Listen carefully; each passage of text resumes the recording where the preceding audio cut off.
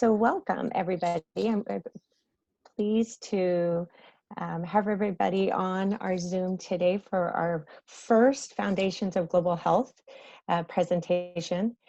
As we entered into this new world with COVID and trying to serve our students and learners and residents in the realm of global health and international educational experiences, we wanted to be able to provide something that would help prepare our learners for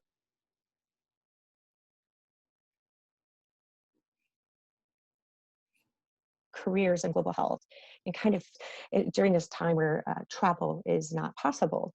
So we came up with this idea of being able to have a series of speakers who are professionals, faculty, researchers in the area of global health.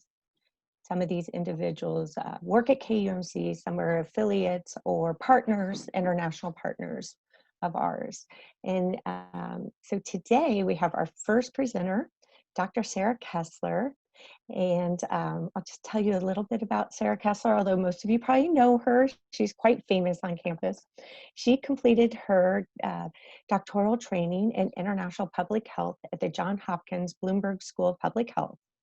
Her active studies focus on developing, evaluating, and adapting health interventions like the HIV infant tracking system, or the HIT system, to improve early infant diagnosis of HIV and prevent perinatal HIV transmission among pregnant women, and pilot a new point-of-care HIV testing strategies at birth in Kenya. Dr. Kessler is a good friend of ours. She is one of the the first faculty, first in line to mentor students and residents who are interested in global health. And so we're so pleased that she's gets to kick off our series for the 2020-21 year. Thank you, Dr. Kessler. Thank you, Kimberly. And are my slides pulled up on your side? Yes, Alexa has those, so she'll share. Okay.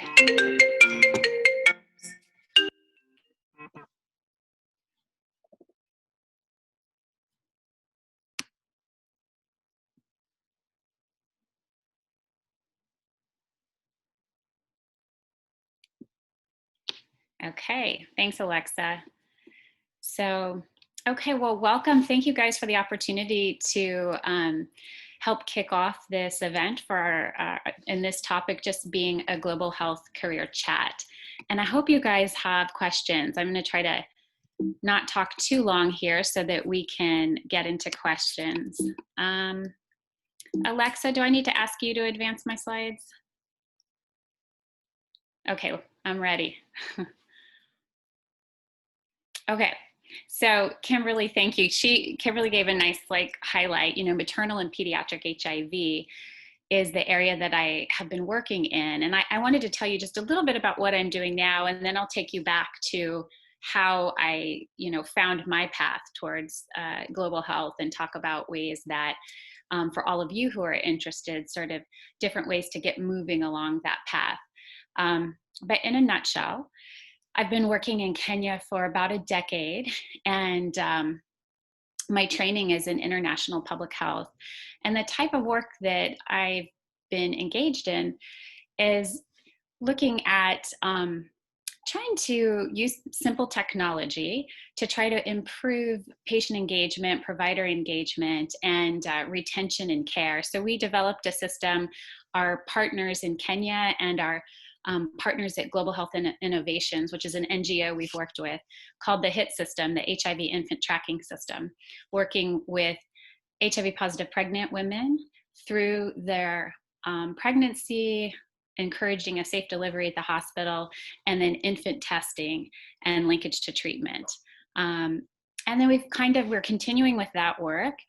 But we've also sort of expanded this concept with Dr. Mabachi, who many of you may know. She's also in family medicine for the cancer tracking system. So using some of the same ideas of engaging patients with text messaging and having these provider alerts to make sure that patients get the screening that they need and then follow up and linkage to treatment. And in this context, it's for cervical cancer in Kenya.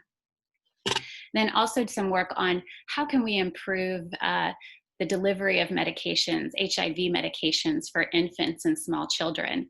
And so this has been a really fun project of working with Dr. Maliski, not Dean Maliski that most of you guys know, but her husband, who does some really exciting work with developing oral dissolvable strips and looking at how we can put the triple therapy for pediatric HIV medication on a dissolvable strip that would really revolutionize pediatric HIV care. So we probably have a long way on this, but the concept's really exciting.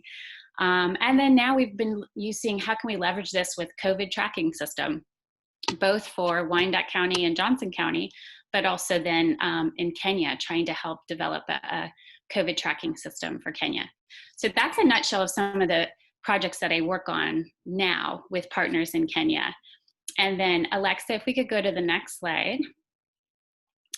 Some of this work just at KU so that you get a little bit of the sense. I think many of you know this, but for especially some of our students, we've been working over the last several years with Kimberly and Office of International Programs and our leadership from Chancellor Gerard and Dean Samari, all the way through on developing partnerships between KUMC and the Kenya Medical Research Institute so that we can really try to encourage opportunities, bi-directional exchanges for research, for education, and for clinical training. And then Alexa, if you kind of just go through these next couple, we also have partnerships with, you're going to recognize some faces on these screens probably, but with University of Nairobi also, and with Moi University. And these are sort of the leading medical universities in Kenya, also with Nandi County. So we've really enjoyed, we were working there for quite a while, but then I think we really made progress with the partnership building over the last 3 to 4 years. And we're excited to see ways we can continue to grow that. So thanks, Alexa. Next slide.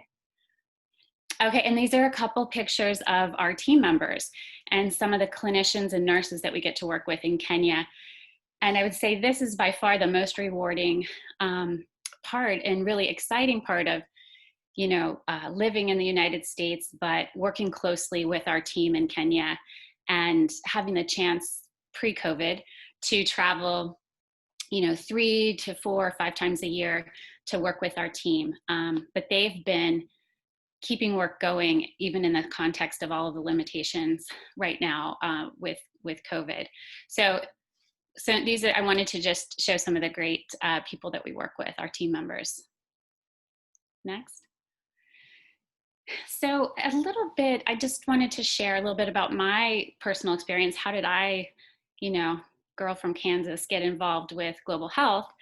And maybe like many of you, I think, these early travel opportunities that you have to get outside of the United States and to really broaden your perspective.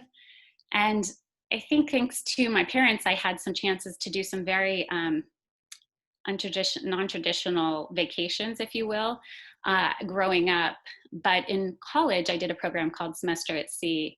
And this really ignited, it was an opportunity to go to several different countries and appreciate the different ways that people lived and the different challenges that they faced. And this is what really ignited my passion. And I think passion, you want to be the starting point for your trajectory in global health. And that's the key, is if you can carry that passion all the way through the daily slog and then continue through, that's what will help you find your way and love what you do.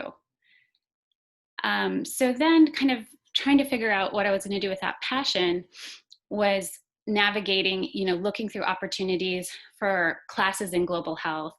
And I've got just an image of KU Med here because I want to talk to you about what are some of the options for you guys here. And then as I continued my education, I kind of navigated my way to a PhD in international public health that served as sort of the launching pad and to get the skills that I needed to be able to do the kind of work in global health that that I envisioned or that I wanted to be able to do. So looking for courses, internships, so that you can start to build some international experience, or clinical rotations for our clinicians. And then I think, once you get yourself sort of the core fundamental knowledge that can be helpful, both through academic training, but then also building your experience bit by bit, it's relationships that will carry you through your pathway in global health. So networking, and then really holding on to those really valuable relationships that you'll make, and nurturing and building trust. This is a picture of May Maloba, who is my right-hand woman in Kenya. And she is now a PhD student in our online School of Nursing program here at KU Med. And so she's been amazing to work with, as have my colleague Brad Gottney, who was a classmate of mine at Hopkins. And he's the one that really helped get me into this work in Kenya. So nurturing your relationships, you never know when you're going to reconnect with people, and it can really pose an opportunity for work in global health. Alexa, can you give me the next slide? Okay, so just wanted to touch base very briefly. Global health, you can really take a pathway to global health from many, many fields. Us at KU Med, we're looking always at sort of the clinical, the public health, the biomedical sciences, and how those more directly lead a path towards global health work, or can lead a path.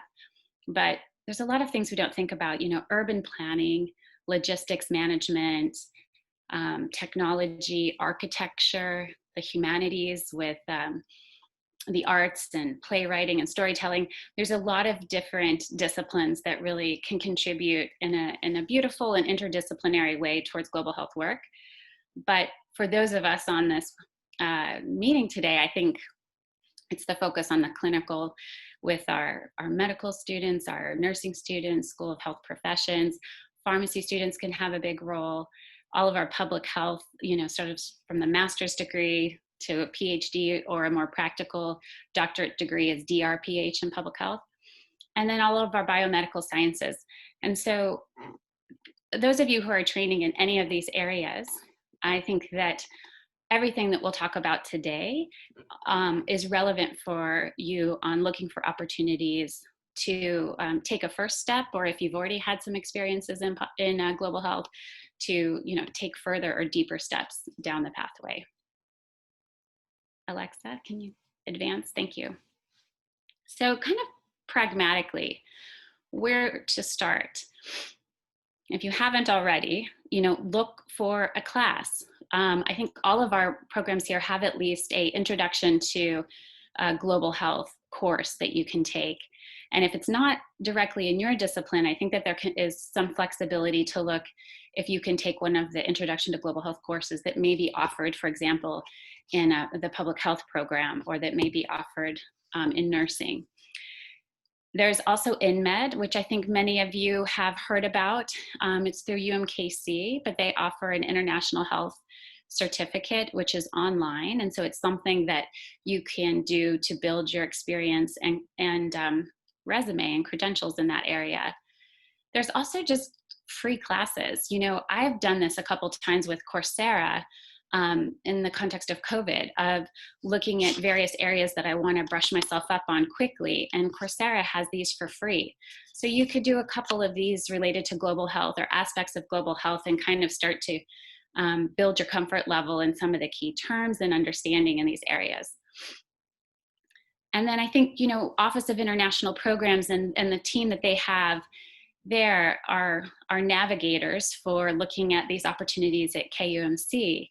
So the Clendenning Scholarship, which is offered at the end of your first year in medical school, the Robinson Scholars Program, which is interdisciplinary for all of our students to apply to, that is a partnership with the Christian Medical College in India. It's a phenomenal opportunity for those who are interested in, and I think that's more in your third or fourth years. And then international educational exchanges that you hear about coming through from OIP. These are ways that if this is a passion of yours, you can start to plan early and think about how you can gain some really relevant experience in another country, and learning and observing from their healthcare systems by looking out for this opportunity and planning. We have Fulbrights. School of Nursing and School of Health Professions has faculty-led trips. I'm hoping, oh no. Oh, okay, That's wait. fine. Sorry. I had a phone call come in and it threw it off, but I'm back. Okay, we could hear you. Okay. And then we have opportunities for clinical rotations during residency, and some of our departments also have opportunities for a global health certificate. I know family medicine is one of those. So for our residents to pursue additional sort of training and in global health. And then I think lastly is just looking for not lastly, but another opportunity that, you know, as you are here at KUMC, whether you're faculty or you're a student, is looking for volunteer opportunities. And I have listed a few here that you could consider. And these could be strategic, you know, if you're taking any time off in between your levels of training, because some of these opportunities are for like 6 months or a year. But there's the Global Health Corps, Volunteering in America. I know Idealist, a lot of you may be familiar with, but in addition to opportunities for jobs, they also have some short and long-term volunteer opportunities in global health. And so these are listed here, and we'll share these slides, but just if you're, you know, depending where you're at, thinking about what are some small steps you can take to start to build your confidence and your experience in global health. Because global health is kind of a tricky one. When you try to break into a job in global health, they want to see the experience that you've had. So you got to start chipping away at ways to build your experience. And next slide. Okay, I was struggling to think of something much better than these categories of lighter, medium, and hardcore. So forgive me, because I think I never came up with anything better. But when we think about a career in global health, there's really a wide scope, and the level of intensity can vary greatly, because a lot of people may feel, you know, oh, I think that, you know, it'd be so exciting to do global health work, but I can't live abroad. I have young children, or, you know, this doesn't work in my family life to do global health work. But there's really sort of this large continuum where you could be engaged in global health education, global health volunteer opportunities, or global health work here domestically, working with refugee and immigrant populations, or even thinking about any experience you have working in rural health in our country or working with underserved populations. All of that also helps to prepare you on what to expect and how to handle challenges in global health work abroad. And then I think kind of in this medium category would be if you're working with a global health NGO or a global health organization where on a day-to-day you're working on global health issues all the time, but you may not need to ever do much travel, or you may go once or twice a year. And so it makes it much easier to handle life and all of the logistics here at home. And I'd probably put myself in that category. And then there's, you know, people that I'm saying hardcore here, but people that, you know, maybe they pursued Peace Corps. I feel like when I worked and lived in DC, most everybody that was involved in global health there had done Peace Corps, where they really lived in a country for a longer period of time to understand the culture and navigate. And then a lot of these people too, take jobs in global health where you live abroad, you live in the country where you work. We often refer to those as expats or expat communities, where you may take a position for 3 to 5 years living in Kenya or Ethiopia or in Bangkok, wherever it may be. So just to keep in mind, you know, depending where you are now in your life and what you think you want to do, there's multiple different, you know, levels of intensity of engagement here. Alexa, thank you. So I wanted you to think too about, you know, as you think, who would be potential employers? So government agencies, the CDC is a big one where you could work in Atlanta here in the United States and do global health work, or CDC has offices all throughout the world in different countries. USAID, kind of the same situation. They're based in DC, but you could also work in their offices all around the world in different countries. Sometimes working for a health department. You know, the health department in Los Angeles County is going to give you a global health experience too. Um, there's a lot of different international organizations that are based throughout our country that also have global offices. Private research and academia, so being able to do this work from universities like ours and others. Faith-based organizations like World Vision or Catholic Relief Services, they have really big portfolios and projects in global health. And then there's charitable foundations like Gates, the Carter Center, the Ford Foundation. There's a long list we could list there, but that are involved in doing global health work that may or may not require any travel abroad. And so when we think about US cities that have a lot of these opportunities, there's a heavy concentration, as you're not surprised, on the East and West Coast. Great work coming out of Miami. Tulane has a very strong global health work in New Orleans. Baylor is in Houston. Vanderbilt has a great global health program and a lot of opportunities. So it's not all on the coasts, Minnesota, Michigan. And then if you click one more time, Alexa, there's Kansas City. So we've got our own, you know, smattering of global health work going on here that we want to continue to grow and to expand. But to be accurate, we'd need to have little dots everywhere across, because global health, you know, can be defined more broadly. And there really is so much work going on, and there's a lot of opportunity once we start to look and dig around. Next slide. So for fun too, I found this top 10 jobs in global health, and just wanted you to see a bit of a range of what these might be. And it also had the median salaries. So I debated and I was like, oh, I don't need to put the salaries. And then I'm like, well, we're all pragmatic people. Why not put the salaries and just kind of get a sense? Keep in mind, it's a median. And for a lot of these positions, there's a significant sort of range in the educational requirements. But the highest paid one on this list was a policy analyst. And so this would be somebody who has an MPH, but also probably has, or a clinical degree, but may also have a PhD, where they're synthesizing a lot of the health data and policy and making recommendations to legislators. I think everyone's familiar with an epidemiologist, and with a relevant for local and international work. Medical officers might be what pertains most to our group here in thinking about, you know, these can be MDs, nurse practitioners, PAs, RNs, nurse midwives, and they can be providing direct care in country, but often maybe leading the medical services at a hospital or health facility, or managing a program in the country. I work with a lot of people in global health who have both a clinical degree and a master's in public health together, and are doing a lot of really exciting work that combines the clinical work with research and kind of management and vision of finding the gaps and moving the needle on what we need to be tackling next. So I think that there's a lot of exciting opportunity there for people that can combine a clinical degree. And then if you're able, the clinical plus the MPH is the best, in my opinion. Next.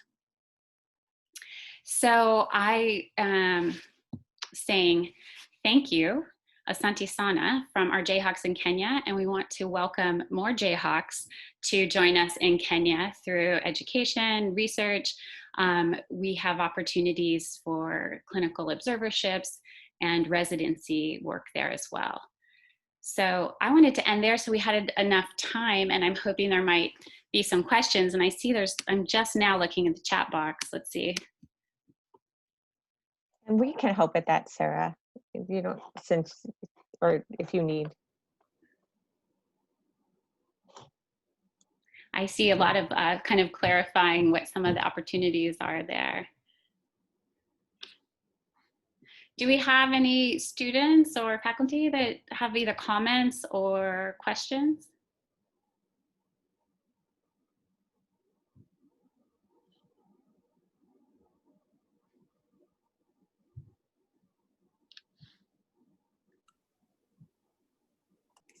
Good, thank you.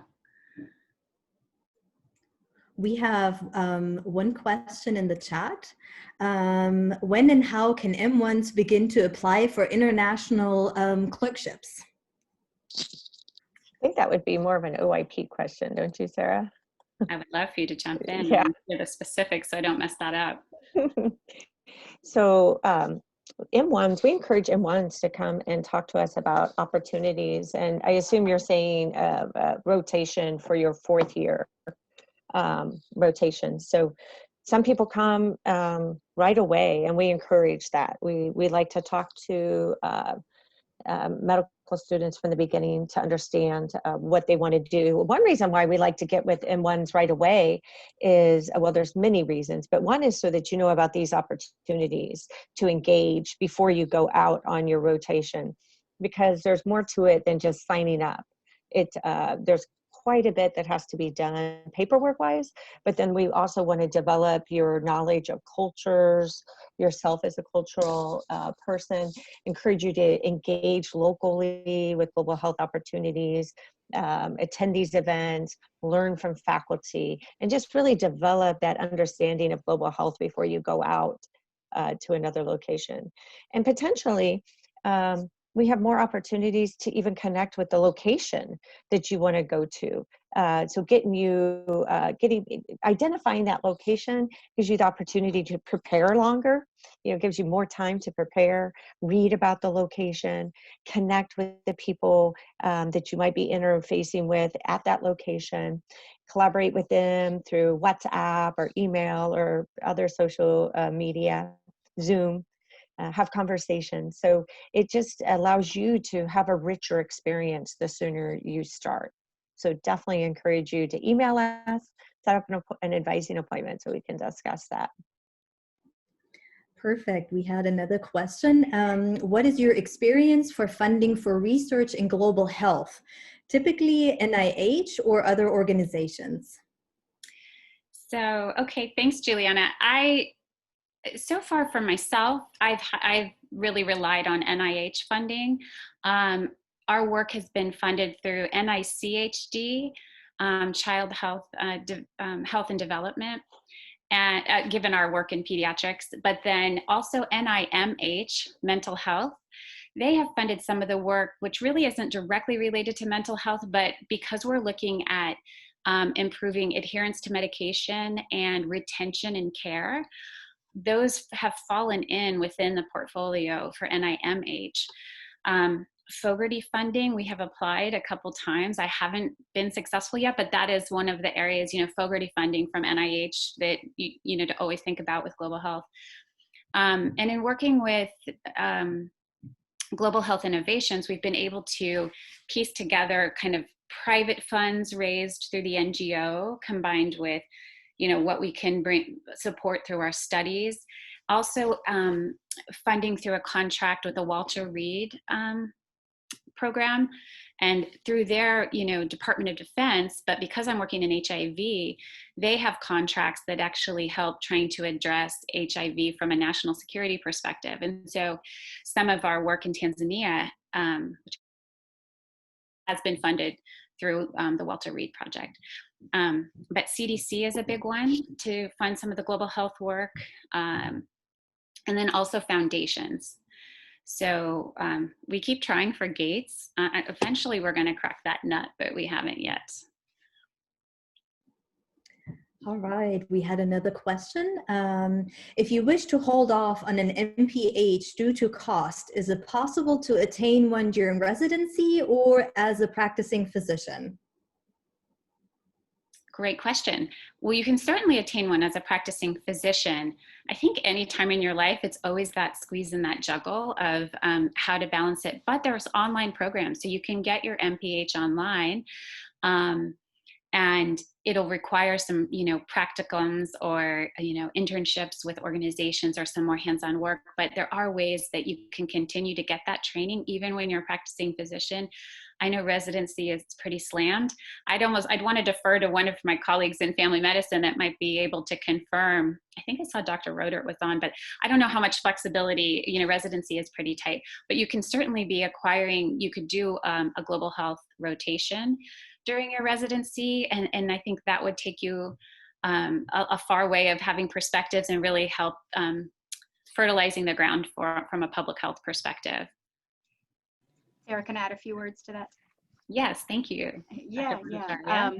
So you can also get an MPH during multiple fellowships around the country, offer a master's, and you can pick whether it's clinical research, education, or public health.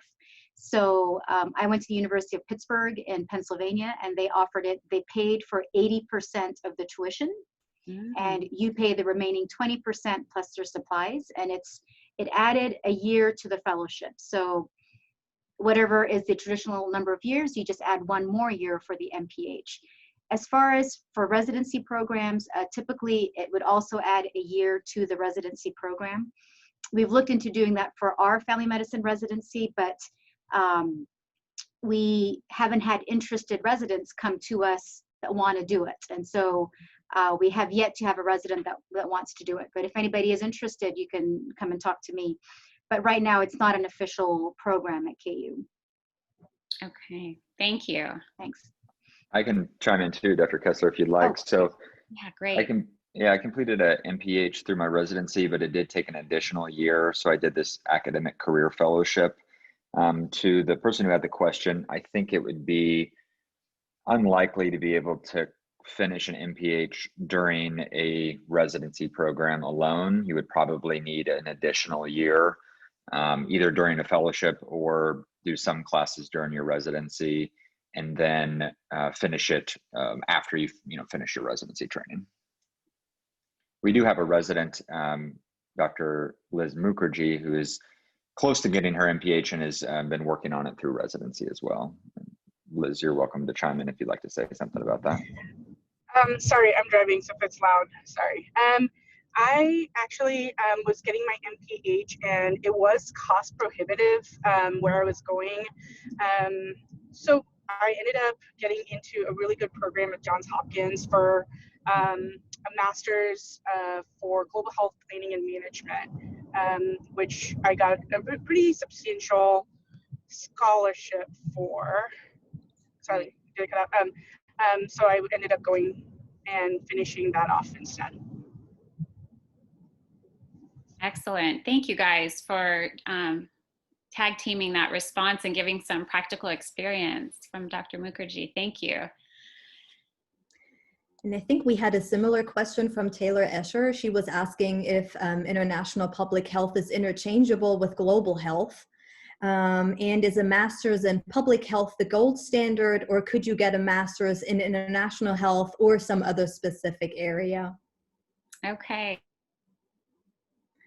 I think we're shifting towards the global health as our terminology from international health. At the time of my training, and my department at Hopkins still has the same international health. I keep wondering if they're going to change that. But I think the term global health is more commonly used now. And so we do see if you get a master's in public health, there's a variation.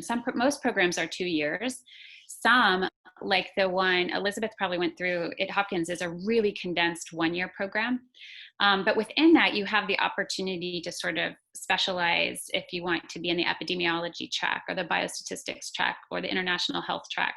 But what we're seeing now, I think in the last, 4 or 5, I'm not sure, but fairly recently, is a lot more of these specialized master's degrees. And so I think if you can see a program that has a master's degree in global health or international health, I would encourage you, because I think that it will be designed to give you the basic fundamentals that you need, but then a lot more specific exposure. And so if you want to do global health, I would encourage that. There's a lot of different degrees that you can look at now that are master's degrees that have so much overlap with public health.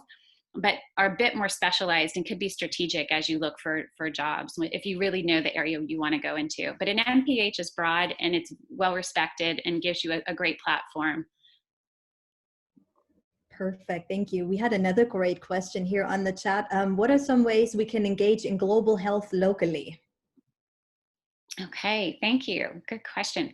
Well, we have some excellent faculty at KUMC who are doing work with refugee populations, both in our School of Nursing and in School of Medicine, likely health professions too. I'm just not thinking offhand. And so I think there's opportunities also through our medical training and nursing schools. I know that they have a lot of engagement with our community clinics and opportunities to have additional volunteer or rotation experiences there is great. Also, seeing if there's ways you can help with the Wyandotte County Health Department. We've got, two of our faculty members in family medicine, Dr. Greiner and Dr. Corvo, who are the medical directors there. And certainly in this context of COVID, there's a lot of opportunities to volunteer. But I think anything that gives you a chance to be working with our underserved populations, there could be opportunities in the Midwest. All of that is going to be very helpful for you if you continue to work in the US or abroad. Being in situations where you have to think more comprehensively about a person's social background, their language, cultural practices, other dynamics that are going to influence their health, and needing to think more holistically. So also rural health, when you have the opportunities for the rural health rotations through KUMC, those are really excellent too, because so many of the settings, it helps you appreciate how far people have to travel for care, all these other barriers that they face. And sometimes our colleagues, our fellow residents in Kansas face greater barriers to access to care than a lot of the people I work with in Kenya. So I think that there's a lot of opportunities here that help sensitize you and help you be a better clinician or provider for here or abroad. Dr. Kessler, before we go to something else, I just want to touch on something you just touched on about being sensitized, and like their access to care here may actually be less than in Kenya, because that kind of touches on the attitudes and beliefs that we might go into our partnerships with. Can you touch a little bit on that? Yeah.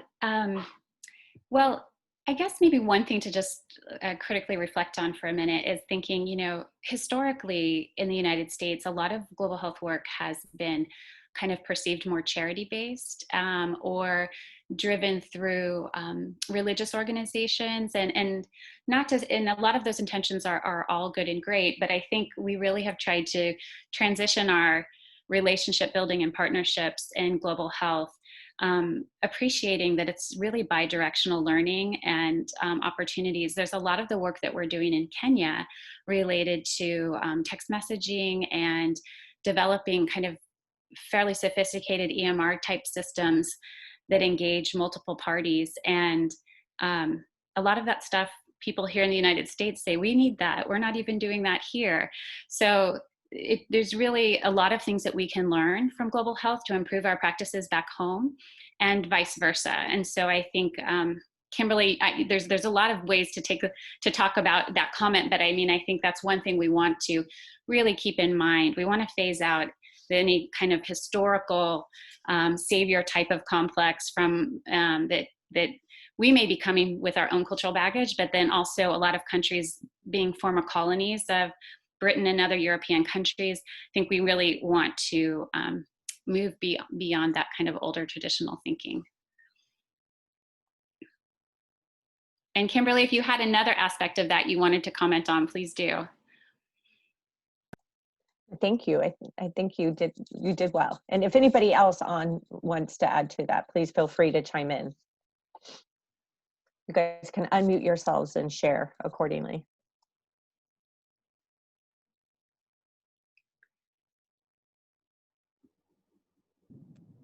It's Liz McCurdy again. There is a lecture that's available for for everyone on Johns Hopkins public health website right now. I think the lecture's on the 15th. It's called Decolonization of Global Health, I think, which kind of falls along this. And I'm really excited to listen to that lecture. Thank you for that. I'm going to butcher your last name, Dr. Mukherjee. Mukherjee, yep. Mukherjee, sorry. It's also easier to type, Elizabeth. I apologize. But yeah. If you could send us that link, we can include that in our and the stuff that you've seen Alexa sends out. So that's great. We also have someone from MU who spoke previously at KUMC about this whole ideology of coloniality and the shift in international relations to collaboration and mutualism from a colonial imperialism kind of attitude. So we're hoping to have her in the spring, actually, and she has a really she does a really good job of having that conversation with people. Cool. I will forward that to you. Thank you. I was just trying to look at Sydney's question there. I don't know if I missed any others in the order. So Sydney, you're thinking about your PhD in health policy and management at KUMC? And if I'm reading that right, so that is one of the few PhD programs that we offer here that's kind of in the family of public health. And I would encourage you to reach out to Dr. Kevin Stites. He was in the cohort of the first PhD graduates from that program. And he is also engaged in global health work. So I think he could give you some great insight and also look at ways. I remember being on his committee that he did his dissertation work on a project related with global health. And so I think that there's absolutely opportunity there. And I feel like the programs here are really open to helping students. And obviously for your PhD, you want to do something you're absolutely passionate about, and it's going to help launch you to your next step. So if you are interested, if you want to take that route, I'm very confident you can do your dissertation work with the global health.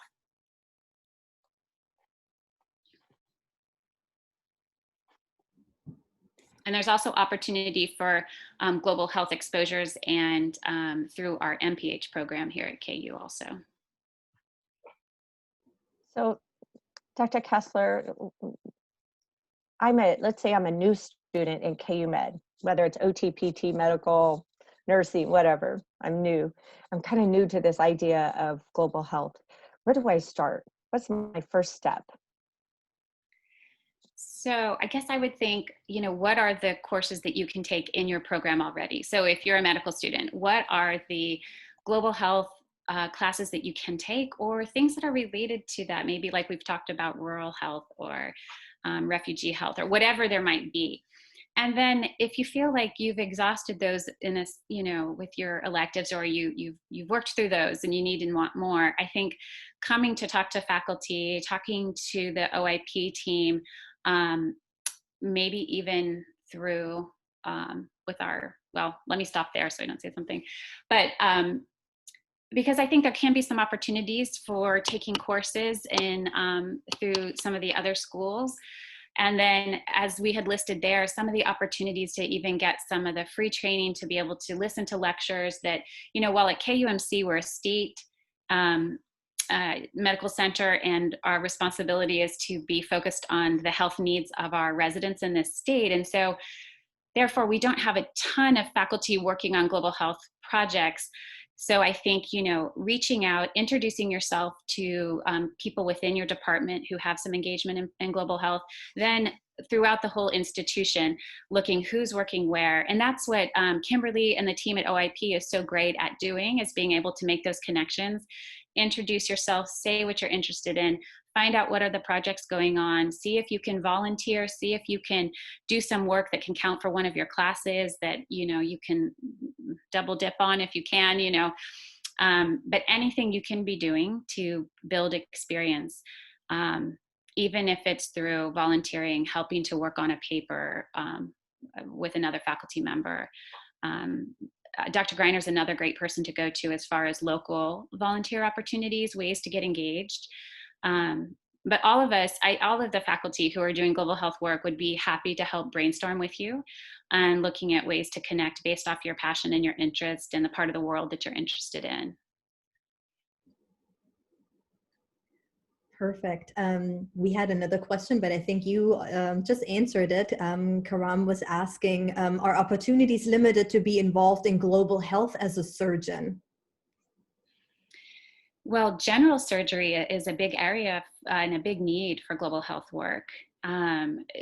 So I think there are a lot of opportunities and rotations that you could build. I'm not as familiar with that department here, but I think that's where you can come to Kimberly and the team. Yeah, well, I was going to say we have two faculty heavily involved, and it's an orthopedic surgeon, Dr. Headings, and he's heavily involved in global health with Romania, Zambia, and Ethiopia, and also training residents in Ethiopia. And then we have Dr. Korntager, plastic surgery, that has a great program that they've developed with Guatemala to perform needed surgeries, but also to develop surgeons and plastic surgeons in Guatemala. So they would be two really interesting people to talk to about global health. And with them, they kind of have a cohort of people, right? So with Dr. Korntager, there's Dr. Butterworth, and there's other people within their department who are actively involved. So it would be a good connection, and we can help with that. We're actually hoping to have them on one of these talks, both of them. All right, we had another question. What are some of your favorite books, or who are some of your favorite leaders in global health?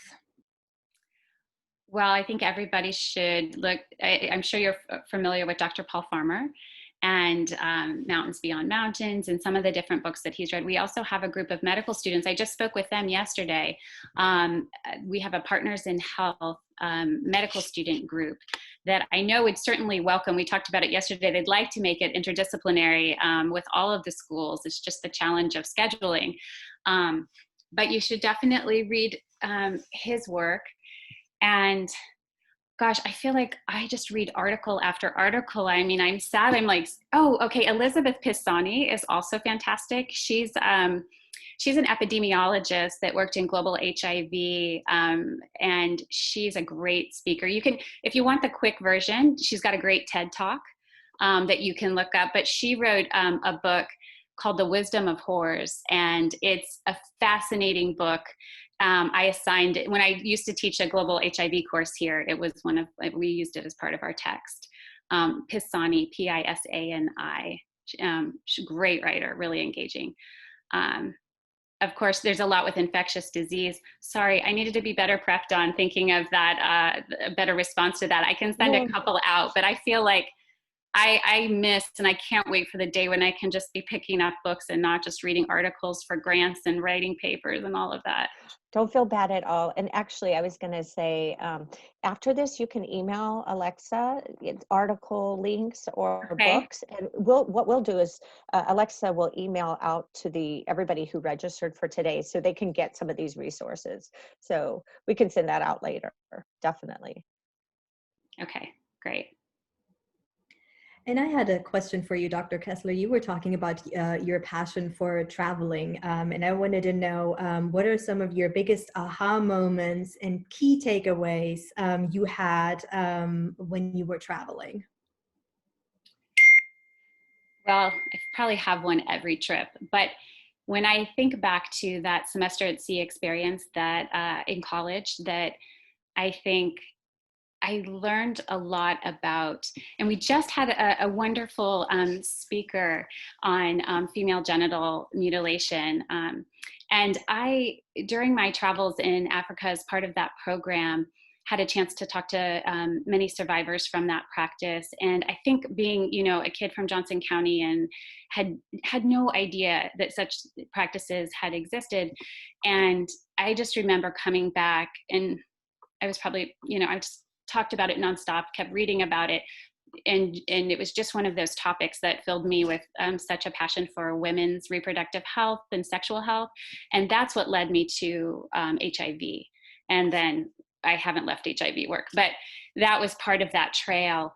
And I really appreciate the opportunity I've had to go from kind of that initial learning about that topic where I'm sure I was filled with a lot of judgment to trying to learn more about why that cultural practice has existed and why parents and families may continue it even though it poses so many risks for their daughters.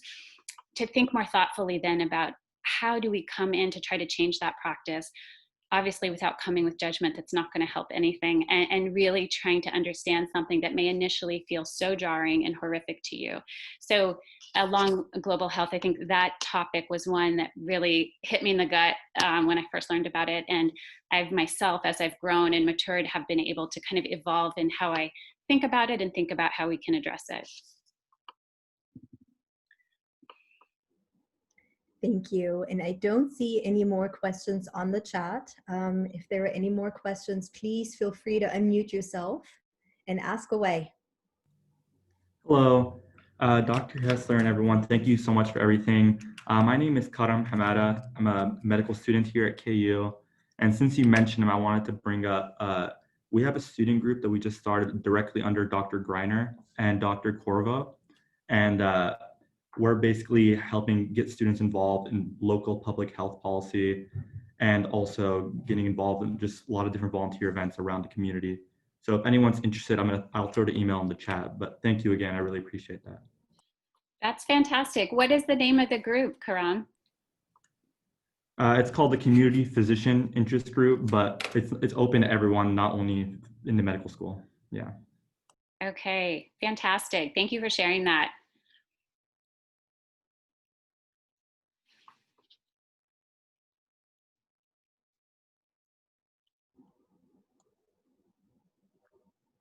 Any other comments, questions?